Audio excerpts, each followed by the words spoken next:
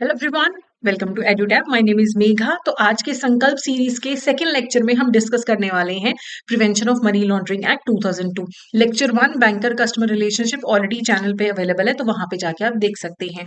And exam के लिए registration भी स्टार्ट हो चुका है। एंड अगर आप कोई कोर्स लेने के बारे में सोच रहे हैं तो now would be the great time, क्योंकि 3 अगस्त तक के लिए यानी कि आज तक के लिए हमारा एक ऑफर चल रहा है, नेवर बिफोर ऑफर, जहां पे आपको वन टाइम 80 कोड यूज करना है किसी भी जेआईबी एग्जामिनेशन के कोर्स में एनरोल करने के लिए। चाहे मास्टर कोर्स है, लाइव क्रैश कोर्स है, तो आपको 80% ऑफ मिल जाएगा। तो आप हमारी वेबसाइट चेक कर सकते हैं फॉर दी कोर्सेज। चलिए, अब हम बात करते हैं मनी लॉन्ड्रिंग की। तो मनी लॉन्ड्रिंग को प्रिवेंट करने के लिए इंडिया में prevention of money laundering act 2002 लाया गया था। उसी सेक्शन 3 में मनी लॉन्ड्रिंग की डेफिनेशन की बात की गई है। तो मनी लॉन्ड्रिंग में आप पैसे को कंसील करने, ओरिजिन को कंसील करने की कोशिश करते हो और ऐसे प्रेजेंट करने की कोशिश करते हो जैसे लीगल सोर्सेज से क्रिएटेड हो। किसी ने gun smuggling, drug trafficking, corruption से पैसा कमाया, उससे जो जनरेटेड पैसा है, इलीगल एक्टिविटी से जो जनरेटेड पैसा है, उसे कंसील करने की कोशिश की जाती है और ऐसे इंट्रोड्यूस किया जाता है इलीगल फंड्स को, जैसे कि वो लीगल सोर्सेज से आए हों।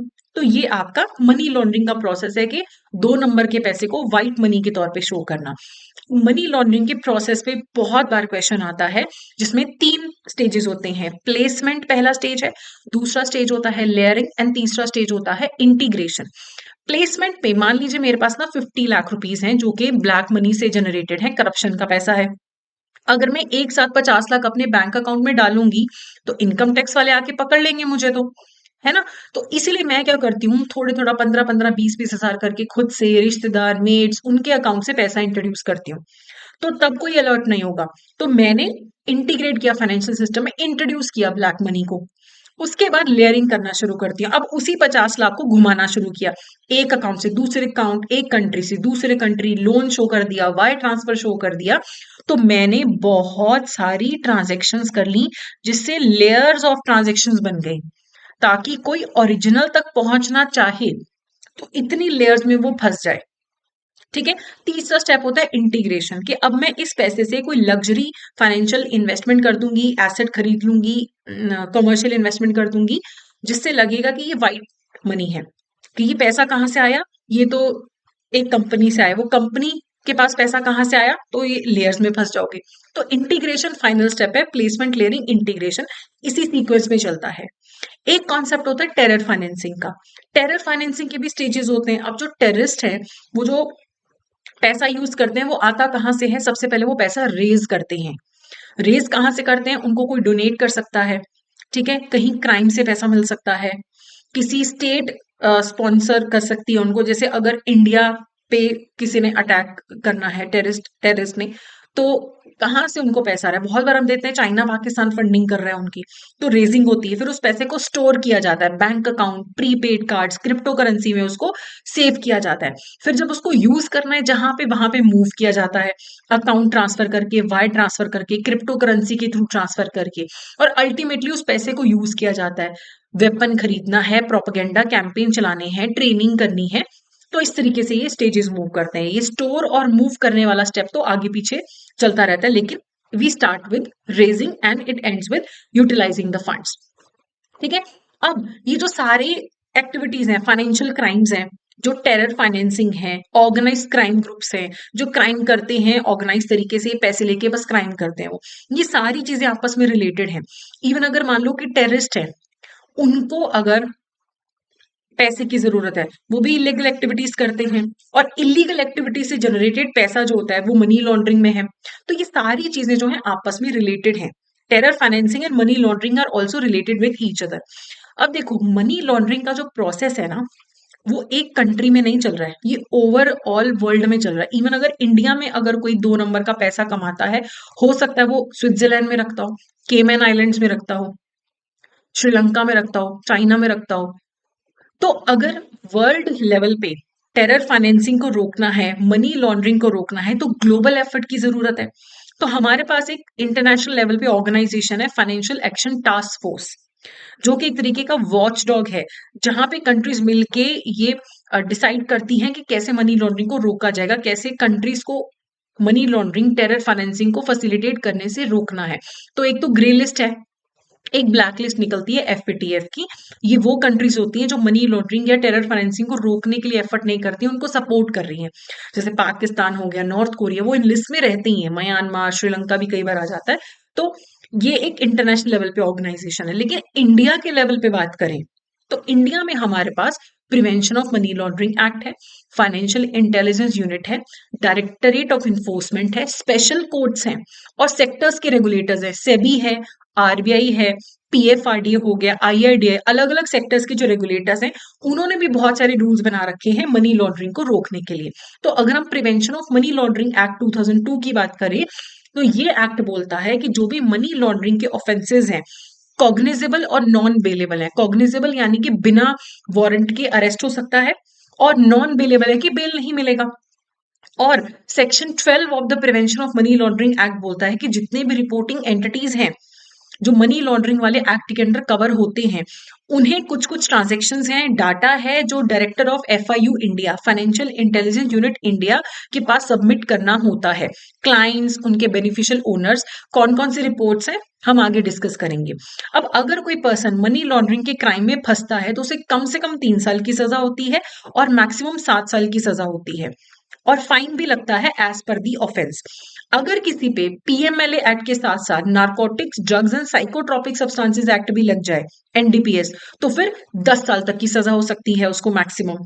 फिर पीएमएलए लाया क्यों गया, ये एक्ट लाया क्यों गया? हम नहीं चाहते कि जो हमारा फाइनेंशियल सिस्टम है वो मनी लॉन्ड्रिंग के लिए यूज हो, क्रिमिनल एलिमेंट्स आए हमारे फाइनेंशियल सिस्टम में, हमारी सोसाइटी में क्रिमिनल एक्टिविटीज आए, है ना, हमारी इकोनॉमी फाइनेंशियल क्राइम से बची रहे, टेररिस्ट को हमारी फाइनेंशियल रिसोर्सेज का एक्सेस ना मिले। तो इंडिया में एक ऑर्गेनाइजेशन बनाई गई, एफआईयू इंडिया, ठीक है। ये मिनिस्ट्री ऑफ फाइनेंस के अंडर आती है, इंडिया गवर्नमेंट का जो डिपार्टमेंट ऑफ रेवेन्यू उसके अंडर।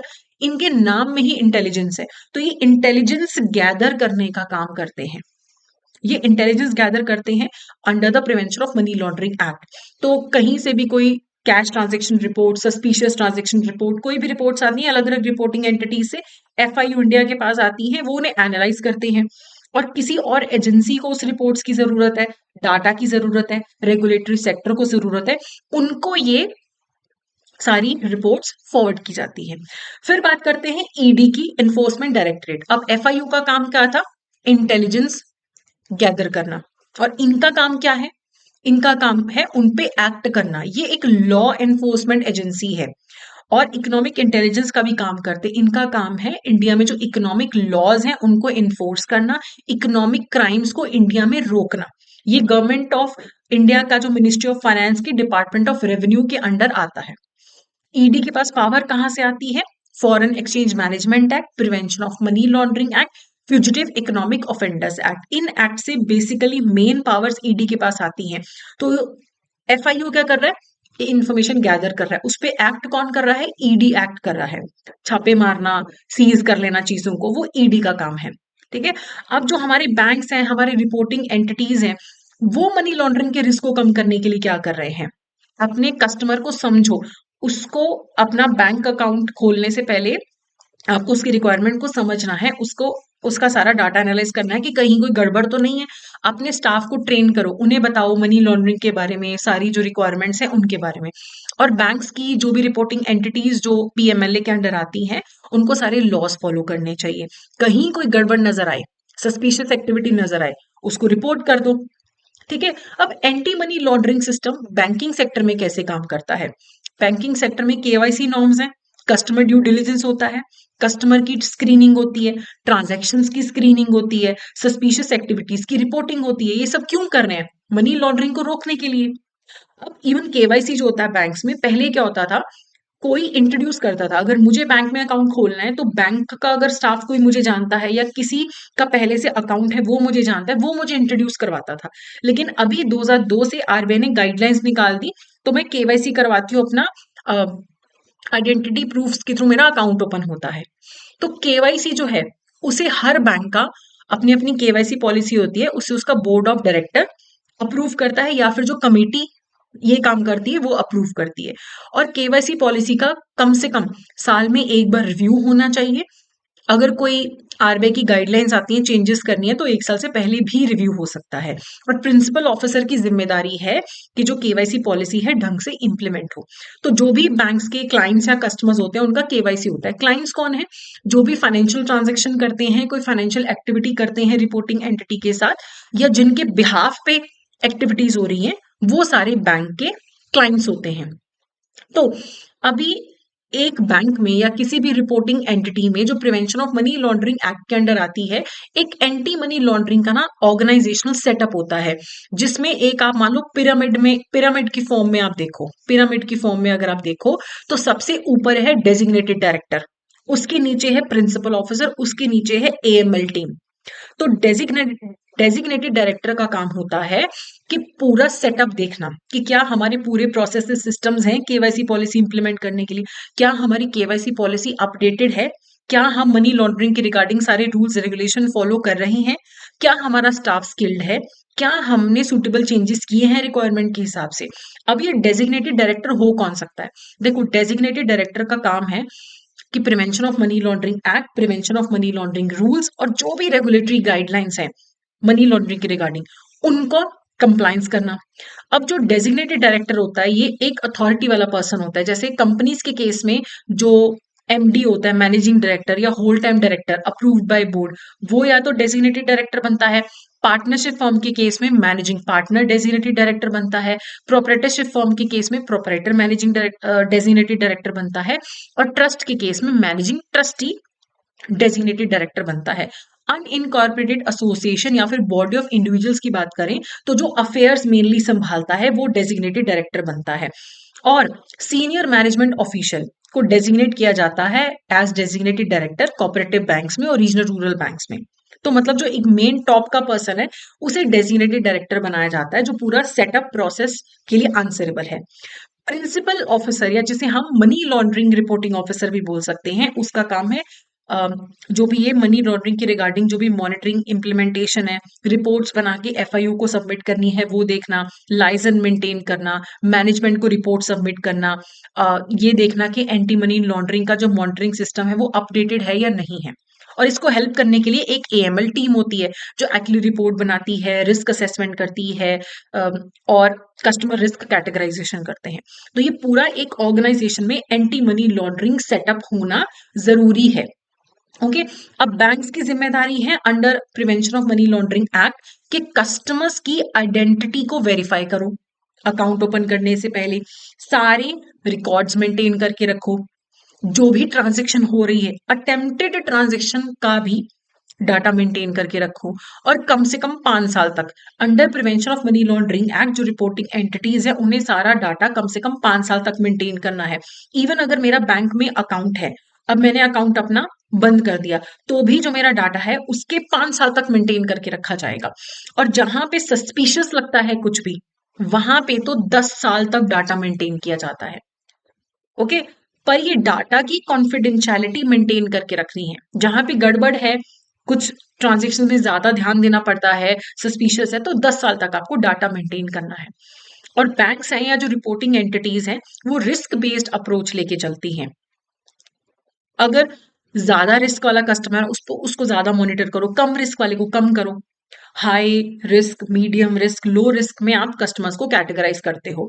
और बैंक्स की जिम्मेदारी है कि नई नई टेक्नोलॉजीज इंट्रोड्यूस करो, उनका फायदा उठाओ, मनी लॉन्ड्रिंग आपके बैंक में ना हो, बैंकिंग सेक्टर को मनी लॉन्ड्रिंग के लिए ना यूज किया जा सके, इस चीज का ध्यान रखना है। टेक्नोलॉजीज इंट्रोड्यूस करनी है। आपका स्टाफ जो है उसे जब हायर करो, उन्हें उनकी सारी रिस्पॉन्सिबिलिटीज बताओ, उनकी प्रॉपर ट्रेनिंग होनी चाहिए, उन्हें सब पता होना चाहिए money laundering anti money laundering setup के बारे में।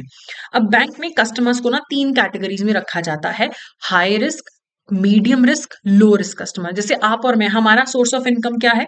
जो बैंक में काम कर रहे हैं सैलरीड इंप्लॉइज का सिंगल सैलरी उनका सोर्स है, वो लो रिस्क कस्टमर्स है। अब जिसकी ज्वेलर शॉप है, पेट्रोल पंप है, बहुत ज्यादा कैश में डीलिंग करते हैं, वो हाई या मीडियम रिस्क में फॉल करते हैं। हाई रिस्क कैटेगरी वालों का हर 2 साल में केवाईसी अपडेशन होता है, मीडियम वालों का हर 8 साल में और लो वालों का 10 साल में। और आजकल तो ऑनलाइन ही आपका वीडियो कॉल के थ्रू केवाईसी अपडेशन हो जाता है। अब बैंक्स की जिम्मेदारी है under the international agreement also, bank या जो रिपोर्टिंग एंटिटीज है under PMLA, United nation security council की एक ISIL Daesh al Qaeda sanction list है, एक 1988 सैंक्शन लिस्ट है।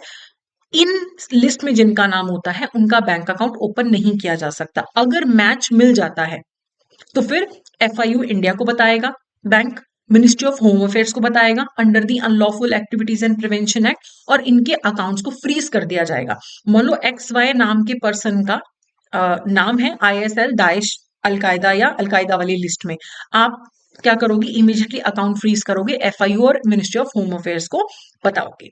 अब मैंने आपको बताया था कि कुछ रिपोर्टिंग ऑब्लिगेशंस भी हैं, रिपोर्टिंग एंटिटीज को रिपोर्ट बना के एफआईयू इंडिया के डायरेक्टर को देनी है। तो एक तो फोर्टनाइटली रिपोर्ट्स आती हैं, मंथली मंथली रिपोर्ट आती हैं, सॉरी मंथली रिपोर्ट्स जाती हैं।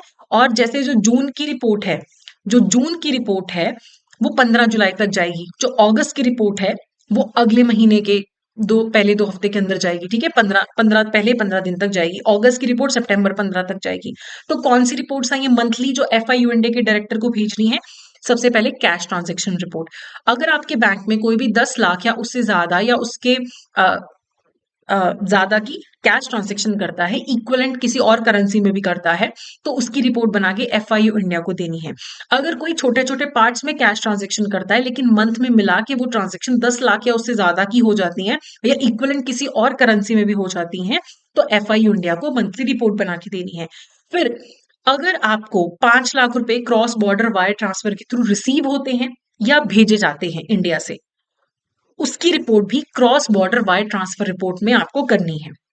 फिर अगर किसी नॉट फॉर प्रॉफिट ऑर्गेनाइजेशन को 10 लाख या उससे ज्यादा के पैसे रिसीव होते हैं इंडियन या फॉरेन करेंसी में, तो उसकी रिपोर्टिंग भी एफआईयू इंडिया के पास जाएगी। और जितने भी नकली नोट है, काउंटरफीट करेंसी रिपोर्ट जो नोट्स हैं, उनकी रिपोर्ट भी जाएगी टू एफआईयू इंडिया। ये तो मंथली रिपोर्ट्स हैं। फिर आती है सस्पिशियस ट्रांजेक्शन रिपोर्ट, ये मंथली नहीं है। जब सस्पिशन अराइज होता है, आपको पता लग गया कि मुझे गड़बड़ लग रही है, तो आप 7 डेज के अंदर अंदर एफआईयू इंडिया को रिपोर्ट करोगे। वैल्यू मैटर नहीं करता, 10 रुपए हैं या 10 लाख या 10 करोड़, आपको रिपोर्ट करना ही करना है।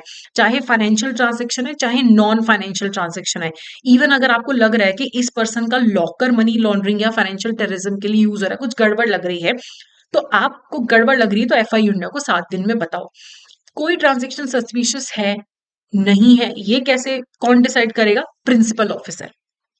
ठीक है, चलिए। अब अगर कोई prevention of money laundering act के अंडर दी गई ऑब्लिगेशंस, जो रिपोर्टिंग एंटिटीज को ऑब्लिगेशन है, उन्हें फॉलो ही नहीं करता, फिर क्या करोगे? रिटर्न वार्निंग दी जा सकती है बाय एफआईयू इंडिया या आरबीआई, या फिर बैंक्स को बोला जाएगा कि आप रेमेडियल मेजर्स लो और जो भी आपने एक्शन लिया है उसकी रिपोर्ट बना के सबमिट करो, या फिर 10,000 से लेके 1 लाख रुपए की पेनल्टी लग सकती है पर वायलेशन। ओके, तो आपको ऑब्लिगेशन फुलफिल करनी ही करनी है।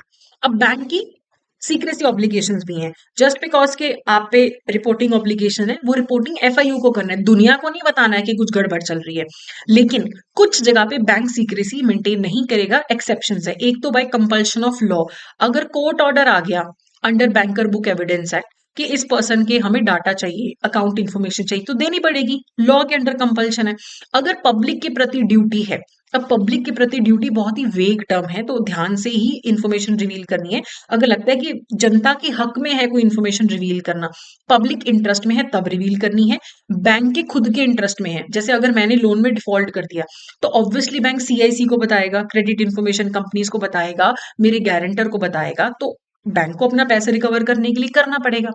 या फिर अगर कस्टमर खुद से एक्सप्लिसिटली कंसेंट दे दे, तो आप जो है उसका डाटा रिवील कर सकते हो। अब लीगली भी डाटा रिवील आप हर एक को नहीं कर सकते हो। अगर मान लो आपको एक हवलदार लेवल का पर्सन कॉल करके बोलता है, या इवन डीसी भी आपको कॉल करके बोलता है कि डाटा भेजो, आप नहीं भेजोगे, return order from the authorised officer आएगा, तभी आप जो डाटा है वो रिवील कर सकते हो। इस बात का ध्यान रखना है, ठीक है। किसी की वाइफ कॉल करके बता रही, बोल रही है कि मेरे हस्बैंड का डाटा दे दो, नहीं, जब तक कि वो जॉइंट अकाउंट होल्डर नहीं है आप डाटा नहीं दोगे। अब इसके रिलेटेड एमसीक्यूज कर लेते हैं। तो ये क्वेश्चन आपको मई 2023 में पूछा गया था। विच of the following is a stage in terror financing? Layering, placement, integration and raising. इसमें से कौन सा टेरर फाइनेंसिंग का स्टेज है? लेयरिंग तो मनी लॉन्ड्रिंग का स्टेज है, प्लेसमेंट भी, इंटीग्रेशन भी, पीएलआई, तो रेजिंग टेरर फाइनेंसिंग का स्टेज है, तो डी यहाँ पे करेक्ट आंसर है। अगला क्वेश्चन जून 2024 में पूछा गया था, what is the correct sequence of the stages of money laundering? तो अगेन पीएलआई याद रखो, प्लेसमेंट, लेयरिंग, इंटीग्रेशन। सिर्फ पीएलआई मत पढ़ना, वर्ड्स भी पढ़ लेना कि प्लेसमेंट, लेयरिंग, इंटीग्रेशन, तो ए जो है यहाँ पे करेक्ट आंसर है। अगला है, what are the implications of non compliance of PMLA obligations? Banks face risk of penal actions from RBI, RBI penalty लगा सकता है, एफआईयू इंडिया भी पेनल्टी लगा सकता है। Director FIU can issue return warning, warning भी आ सकती है। Director FIU can impose penalty minimum 5,000 maximum 50,000, गलत, मिनिमम 10,000 मैक्सिमम 1 लाख, तो गलत, तो 1 एंड 2 करेक्ट आंसर है, क्योंकि थर्ड गलत हो गया, तो जहां जहां पे 3 है उसको हटा दो, तो ए करेक्ट आंसर है। अगला क्वेश्चन आपको जून 24 में ही पूछा गया था, under the prevention of money laundering act, reporting of transactions to and sharing of information with FIU India is the function of. FIU India के साथ रिपोर्ट्स शेयर करना, इंफॉर्मेशन शेयर करना किसकी मेन रिस्पॉन्सिबिलिटी है? डायरेक्टर की, designated director, PM, principal officer, AML team, any of the above. तो ये principal officer की जिम्मेदारी होती है, रिपोर्टिंग वाला काम ना प्रिंसिपल ऑफिसर की मेन जिम्मेदारी है। डेजिग्नेटेड डायरेक्टर तो बॉटम के ऊपर जाके बैठा, पिरामिड के ऊपर जाके बैठा हुआ है ना, उसकी जिम्मेदारी तो ओवरऑल कंप्लायंस देखने की है, तो बी जो है करेक्ट आंसर है। अगला है, which of the following correctly identifies the second stage of money laundering? ये आपको मई 2025 में पूछा गया था, sorry I forgot to write है, मई 2025 में पूछा गया था कि सेकेंड स्टेज कौन सा है? प्लेसमेंट, लेयरिंग, इंटीग्रेशन, स्ट्रक्चरिंग, तो ये तो बार बार आ रहा है क्वेश्चन स्टेजेस का, तो लेयरिंग जो है सेकेंड स्टेज है, ठीक है, तो बी जो है यहाँ पे करेक्ट आंसर है।